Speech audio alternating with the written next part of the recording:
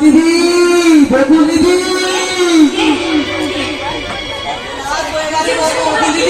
সর্বনাশ হয়ে গেছে। ঘূর্ণিঝড়ে তোমার ভালোবাসার বাসাটা ভেঙে চৌচির হয়ে গেছে বকুল দিদি।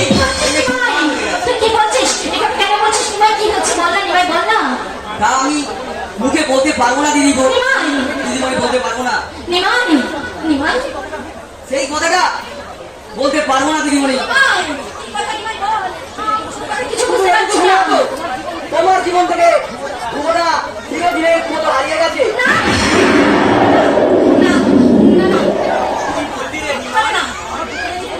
আমার বকুলের জীবন থেকে কি হারিয়ে গেছে?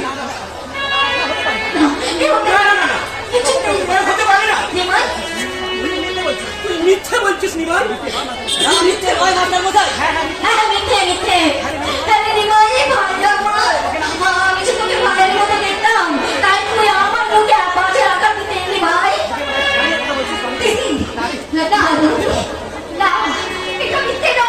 চাপা চাপা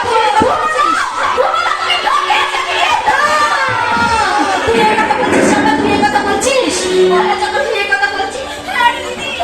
আমি বলছি তোকে ওই ভুবনের তারাটা তো ছোট নয়, ও তোকে ঠকিয়েছে।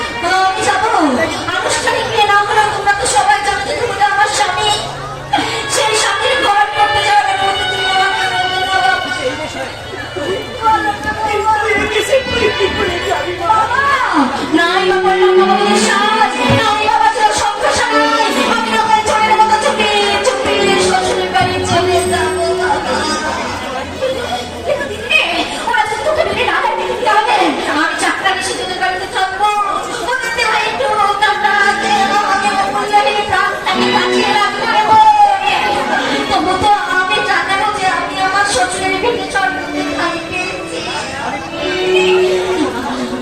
না না তোকে আমি যেতে দেবো না মা।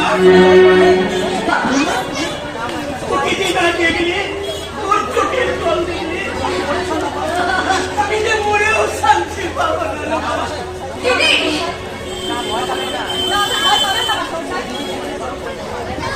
জীবনের চরম পরিণতি, জীবনের চরম পরীক্ষা। তাহলে ভয়টা থাকবে না। আমার এই দিদিকে আমি আহ্বান করে আমি নিয়ে যাবো। আমার বাবা, তুমি আমাকে আশীর্বাদ করো বাবা। আমি যাতে আজীবন তার সেবা করি। আশীর্বাদ করো বাবা।